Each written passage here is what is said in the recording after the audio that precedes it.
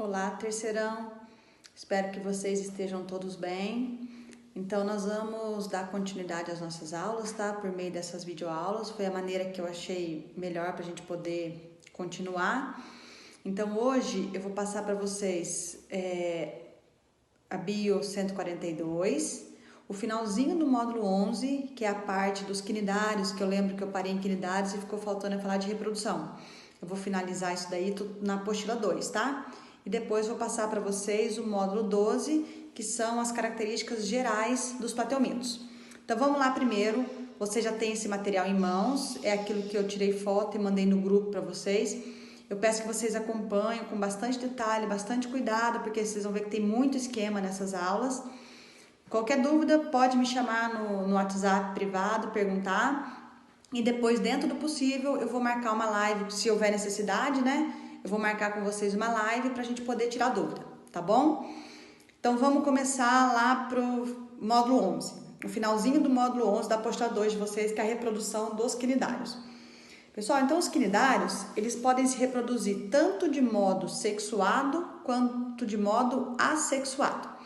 Na reprodução assexuada primeiro, vamos falar primeiro dois tipos de reprodução assexuada, por brotamento e por regeneração. Por brotamento, no que consiste o brotamento? O brotamento é muito comum a gente ver na hidra. Consiste em surgir ao lado do corpo do parental, que é chamado, surge um broto, surge um filhotinho. Se vocês olharem no desenho de vocês aí, ó, então tem a hidra mãe, vamos dizer assim, que é essa em cor de rosa. Surge do lado do corpo dela um brotinho em azul. Esse broto ele só cresce um pouquinho, destaca do corpo da mãe, cai no solo, vai crescer e pode então reproduzir novamente por meio do brotamento. Essa reprodução de brotamento também é comum nos corais, só que tem uma diferença. No brotamento dos corais, os descendentes, vamos dizer assim, eles permanecem sempre unidos à colônia, que deu origem a ele. Já no caso do brotamento das hidras, observa que o broto se destaca do corpo da mãe e se afasta dela. Beleza. E a outra maneira é por meio da regeneração. O que consiste a regeneração? Se você partir, por exemplo, o corpo de uma hidra ao meio, cada uma das metades dará origem a uma nova hidra. Por serem ainda animais muito simples, eles têm esse alto poder de regeneração. Isso é reprodução assexuada. Mas elas também podem fazer reprodução sexuada. Acompanha comigo, por favor, esse esquema que eu vou fazer da hidra se reproduzindo de forma sexuada. No que consiste a forma sexuada? Produção de gametas. Então, vai existir um parental masculino produzindo gameta masculino chamado espermatozoide. Vai existir um parental feminino produzindo gameta feminino chamado de óvulo. Esses gametas, eles são produzidos em estruturas especializadas denominadas gônadas. Então, acompanha, por favor, aí. Então, tem lá uma hidra macho, lá na gônada masculina, ela irá produzir espermatozoides. Lá numa hidra fêmea, lá na sua gônada feminina, irá produzir o óvulo. Os espermatozoides, então, são lançados na água e eles vão chegar, então, até a hidra feminina para poder fazer, então, a fecundação. Gente, faz-se a fecundação e forma um zigoto. Esse zigoto inicia vamos dizer assim, o seu desenvolvimento dentro de um cisto protetor. Quando esse zigoto se torna um embrião, o embrião é liberado do corpo da mãe, ele cai no solo e origina então uma nova hidra. Observa, pessoal, que não tem a passagem por estágio larval. Então a gente fala que o desenvolvimento ele é direto. Mais complexo um pouquinho, dentro dos quinidários, é falar de um tipo de reprodução denominado de alternância de geração ou metagênese. O que consiste isso? Se vocês lembrarem lá nas nossas aulas, eu falei para vocês que os quinidários eles podem ter duas formas de corpo. Uma forma de pólipo, que é uma forma fixa, e uma forma de medusa, que é uma forma livre, natante. Nesse ciclo chamado de metagênese ou alternância de geração, há então um revezamento. O pólipo origina a medusa e a medusa origina pólipo. Gente, sempre guarda isso. O pólipo, ele sempre vai se reproduzir de forma assexuada. E a medusa sempre vai reproduzir de forma sexuada. Dentro desse ciclo de alternância de geração, existe aquele ciclo em que há um predomínio de pólipo e animais em que há um predomínio de medusa. Vamos primeiro falar da metagênese com predomínio de pólipo, ou seja, a maior fase da vida ele é fixa. Apenas uma fase transitória ele é medusa e o resto ele é fixo. É o que ocorre, por exemplo, com a obelia. Então vamos lá. Observa aí um pólipo de obelia que eu desenhei para vocês em azul. Existe então dois tipos de pólipo, que eu chamei de um que é o pólipo do tipo gastrozoide e o pólipo 2 que eu chamei de pólipo gonozoide. Qual que é a diferença deles? Numa colônia de pólipo, pessoal, a parte gastrozoide é aquela responsável pela nutrição, alimentação de toda a colônia. Então, o gastrozoide vai obter o alimento para poder nutrir o pólipo inteiro. E o gonozoide é a parte do pólipo responsável pela reprodução, que é o pólipo gonozoide que eu denominei de 2. Como nós estamos estudando reprodução, então vamos partir do pólipo 2. Por meio desse pólipo de gonozoide, ele começa a emitir brotos, reprodução assexuada, pólipo reproduz de maneira assexuada por brotamento. E libera daí hidromedusas, olha aí, forma de medusa, chamadas aqui de hidromedusas. Essas hidromedusas vão então fazer a reprodução sexuada. Uma hidromedusa fêmea libera o óvulo na água. A outra hidromedusa macho libera o espermatozoide na água. Os gametas se encontram na água, portanto, fecundação externa. Forma-se uma larva ciliada chamada de larva plânula. Essa larva nada, até encontrar o melhor substrato para ela, ela se fixa e vai formar ali uma nova colônia de pólipo. Então, observa a alternância, o pólipo originou as hidromedusas e as hidromedusas originam o pólipo, mas as hidromedusas são apenas fase passageira. A maior fase da vida elas são pólipo, mas pode ocorrer o inverso. Pode ocorrer de metagênese com predomínio de medusa. É o que acontece com a água-viva, que é chamada de aurélia, né? Aurélia aurita, que é a água-viva que a gente encontra nas praias. Então, vamos partir, então, de uma colônia de pólipo. Vamos partir dessa colônia de pólipo fixa no chão, aí no substrato. Esse pólipo vai se reproduzir de forma assexuada, por meio de uma reprodução chamada de estrobilização. Ou seja, pedaço superior desse pólipo vai se soltando e originando medusa jovem chamadas de éfira. Essas éfiras crescem e vão dar origem a medusas adultas, vamos dizer, água-viva adulta. Gente, a água-viva adulta, elas são de sexo separado. Existe água-viva macho e água-viva fêmea. O gameta masculino espermatozoide é lançado na água e entra dentro do corpo da fêmea. A fecundação ela é interna. Forma-se uma célula-ovo. Essa célula-ovo é lançada no meio ambiente. Essa célula-ovo desenvolve uma larva, chamada de larva plânula, que também tem cílios e nada, até encontrar o melhor substrato, se fixa nesse substrato e dá origem a uma nova colônia de pólipo. Observa, as medusas adultas reproduzindo de forma sexuada e o pólipo reproduzindo de forma assexuada. Só que agora o pólipo, vamos dizer assim, é passageiro e há um predomínio da forma de medusa. Pessoal, então diante disso, nós finalizamos lá o nosso módulo 11, que ficou faltando no finalzinho da nossa última aula. E nós vamos agora continuando aí para finalizar a frente 2 da apostila 2, o módulo 12, que é falar sobre os plateumintos. Pessoal, nós vamos fazer aqui um apanhado geral dos plateumintos, levar em conta principalmente algumas características mais, vamos dizer assim, relevantes, mas lembrando que as doenças causadas por esses vermes chamados de plateumintos, que são as coisas mais importantes que nós precisamos ver. Mas vamos começar então a falar por plateuminto. Eles são também designados de vermes. Por que são chamados de vermes? Porque são animais que não têm a presença de patas, vamos dizer assim, de pernas, que andam então rastejando. E os plateumintos, eles não têm o corpo segmentado. O corpo deles é achatado. Imagina uma fita métrica. Isso seria o corpo de um plateuminto. Hoje, estima-se que existe mais ou menos em torno de 20 mil espécies de plateumintos. A maioria dela é de vida livre, mas também existem aquelas formas que são parasitas. E parasitas que causam em nós doenças perigosíssimas, que nós vamos comentar daqui a pouquinho. Onde nós encontramos eles? Ou ambiente aquático, água doce, água salgada, ou se não, ambiente terrestre úmido. É necessária a presença de umidade para que eles possam então sobreviver. De modo geral, eles são divididos em 3 classes: turbelária, trematoda e cestoda.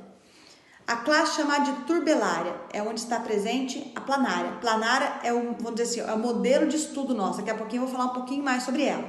Mas aonde vive a planária? A planária geralmente vive dentro da água, geralmente água doce, ou se não, debaixo de matéria orgânica em decomposição, folha em decomposição, debaixo de pedra, tronco em decomposição.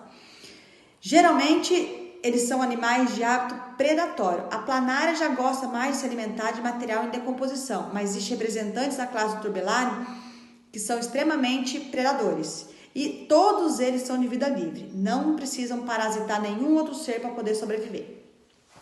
Depois, na classe do trematoda, o principal representante que nós vamos estudar ele é o Schistosoma mansoni. É aquele verme plateuminto que causa em nós a chamada esquistossomíase, ou se não, barriga d'água. Característica importante, é parasita, tá? No caso aí, endoparasita, que abriga o interior do nosso corpo. Uma característica importante para vocês saberem, não tem a presença de estruturas sensoriais. E eu quero comentar já com vocês a parte da reprodução deles, para lá no final eu só falar de reprodução da planária. O que é importante vocês saberem? Schistosoma mansoni são vermes de sexo separado, ou seja, tem só o macho e só a fêmea. E eles têm um evidente dimorfismo sexual. O que significa isso? Macho e fêmea são completamente diferentes. A fêmea, ela é bem mais longa e mais fina. O macho, ele já é mais curtinho e ele é mais gordinho um pouco. A fêmea, durante a reprodução, ela entra dentro do chamado canal ginecóforo do macho na hora da cópula, na hora de fazer a reprodução. Beleza, isso é a classe trematoda. E agora, por último, a chamada cestoda, que é o representante principal para nós, é a chamada tênia ou solitária. É aquele verme que vai causar em nós também a teníase e a cisticercose. Gente, são vermes de corpo bem delgado, bem longo, e esse corpo dele é dividido em proglotes. Esses vermes podem alcançar até 12 metros dentro do nosso corpo.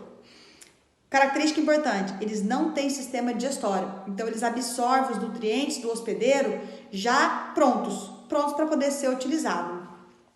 E as tênias, elas são hermafroditas. Cada proglote do corpo vai ter o aparelho reprodutor masculino e feminino. E por uma curiosidade, esses animais, eles fazem a autofecundação, eles são capazes de se autofecundarem. Quando a gente for estudar as doenças causadas por ele, nós vamos estudar melhor tanto o Schistosoma mansoni quanto as tênias ou solitário. Vamos comentar um pouquinho sobre as características gerais dos plateumintos. Gente, importante citar com vocês 3 características, 3 aquisições evolutivas em relação aos quinidários. Primeira aquisição, são animais de simetria bilateral, ou seja, você ao dividir o corpo no meio, você vai ter 2 planos de cortes iguais. Gente, simetria bilateral, quando o animal passa a ter simetria bilateral, significa que ele é mais complexo do que o anterior. Por quê? Na simetria bilateral, você passa a ter, então, a região ventral. Região ventral, pessoal, é a região que geralmente desses animais fica em contato com o substrato, que eles vão caminhando e arrastando a região ventral pelo solo. A região oposta é a chamada região dorsal. A região anterior, que é a região, vamos dizer assim, onde está localizado principalmente as estruturas sensoriais, maior concentração de células nervosas, que são aquelas primeiro que exploram o ambiente, e a região posterior, que é a região, geralmente a região da cauda, a região da onde estão as estruturas que auxiliam mais eles se locomoverem. Então, ter simetria bilateral, você encontra região anterior, posterior, ventral e dorsal. É um grau de complexidade muito maior do que na simetria radial que era vista até agora. Segunda aquisição evolutiva, eles são animais triblásticos, ou seja, tem agora endoderme, mesoderme e a ectoderme. Então vamos lá. A ectoderme é o folheto embrionário mais externo que tem. Ele vai dar origem à epiderme. A epiderme é aquele tecido de revestimento do corpo e a epiderme sempre vai produzir um muco que vai manter a epiderme desses animais sempre úmida para que eles possam realizar trocas com o meio ambiente. A endoderme, que é o tecido mais interno, vai revestir o sistema digestório deles. Vocês vão ver que a única cavidade que eles têm no corpo, o único buraco do corpo, vamos dizer assim, é o sistema digestório, revestido pela endoderme. E a mesoderme tem duas funções importantes. Primeiro, são os responsáveis por, vamos dizer assim, originar musculatura. Eles têm dois tipos de fibras musculares, transversal e longitudinal. Essas duas fibras, ao se contraírem e relaxarem, é que permite então um deslocamento, vamos dizer assim, o movimentado do corpo desses animais. E a mesoderme também, ela é responsável por formar o que nós chamamos de mesênquima. Mesênquimas são células indiferenciadas. Células essas que são células totipotentes, capazes de originar qualquer tipo de célula que possa estar presente no corpo desse animal. Por isso que esses animais têm também a grande capacidade de regeneração. É por causa dessas células presentes no mesênquima.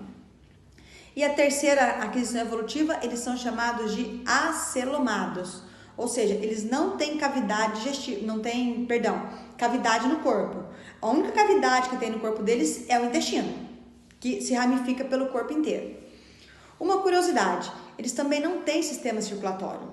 Não tem sangue e não tem nenhum líquido circulando no corpo deles. Como que é possível um animal sobreviver sem ter algo fazendo a circulação?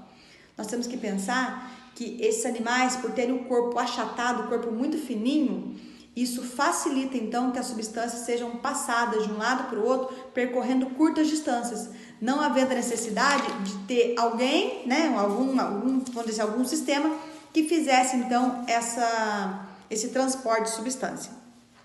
Pessoal, vamos pegar então a planária para a gente estudar algumas características. Por que eu vou pegar a planária? Porque depois nós vamos falar sobre as doenças e eu vou comentar mais sobre os outros dois vermes que eu citei no começo da nossa aula. Então a planária, tem um esqueminha dela aí. Você tem na região anterior estruturas chamadas de ocelos. Os ocelos são células, vamos dizer assim, fotossensíveis para poder capturar a luminosidade.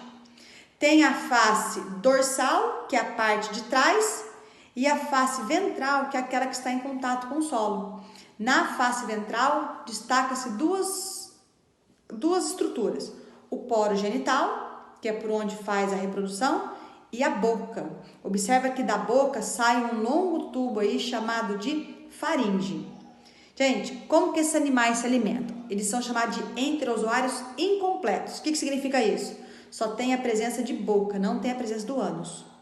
Então esse animal para com a boca em cima do alimento e a faringe protrai, ela sai do interior do corpo, nesse longo tubo, e é colocada em cima do alimento.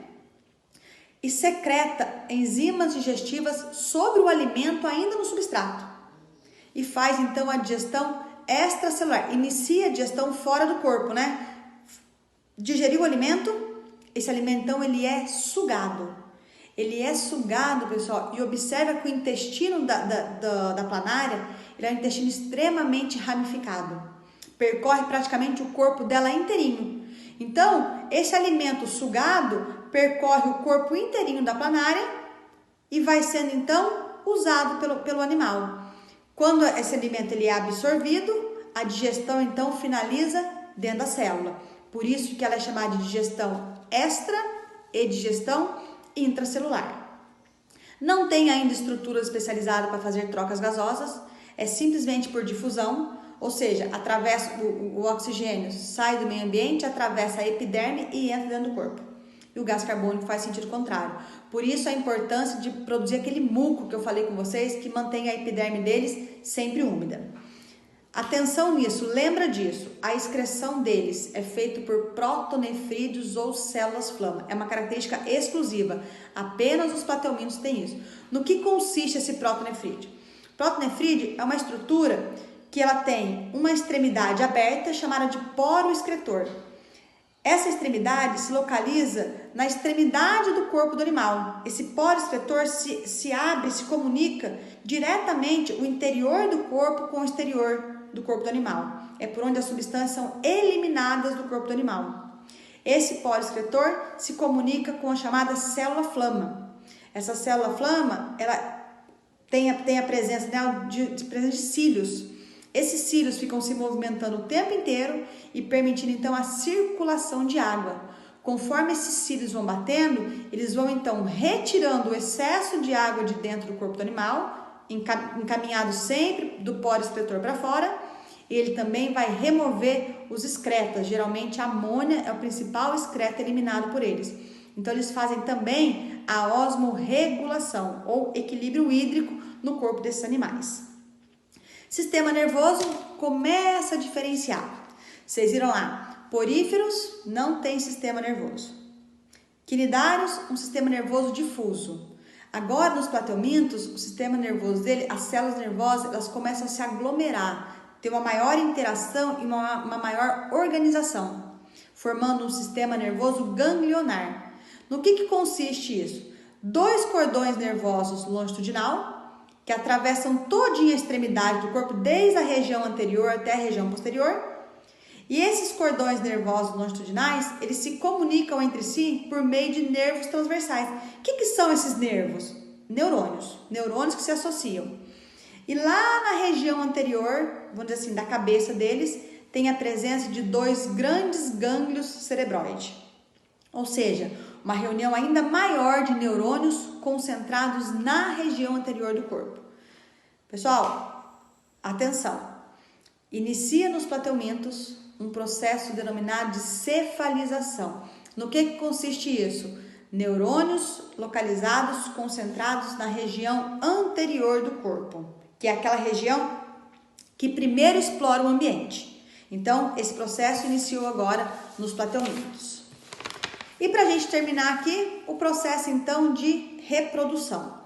Gente, a reprodução nos plateumintos é muito comum a gente ver também a regeneração. Claro que são nos animais pequenos, né? Então, se eu pegar, por exemplo, uma planária, dividir ela em 2 partes, cada uma dessas 2 partes vai regenerar e dar origem a uma nova parte. E na planária também vale a gente falar um pouquinho sobre a questão da reprodução específica dela sem ser por regeneração. Gente, planária é hermafrodita, ou seja, ela tem os 2 sexos, porém ela não faz autofecundação. Elas precisam então trocar espermatozoides. Então o que elas fazem? 2 planárias se aproximam, colocam em contato o poro genital, lembra que está na face ventral do corpo dela, levanta a face ventral, coloca em contato o poro genital e trocam espermatozoides. Trocou espermatozoides, elas se afastam. Então, ó, a fecundação ela é cruzada, porque trocou espermatozoides, e ela é interna. Forma-se a célula ovo ou zigoto. Essa célula ovo ou zigoto ela é expelida para fora do corpo da planária. Ela fica envolvida em um casulo, ali a planária vai se desenvolvendo. Quando ela está prontinha, ela sai desse casulo e vai então explorar o ambiente. A reprodução, a gente fala então que não passa por fase de larva também. É um tipo de desenvolvimento chamado desenvolvimento direto. Gente, o que eu precisava passar para vocês da questão dos plateumintos é essa caracterização geral, tá? Então, se vocês tiverem alguma dúvida que não consegui sanar com essa videoaula, pode me mandar no privado que nós vamos conversando. Logo estarei encaminhando para vocês mais algumas videoaulas. Um grande abraço!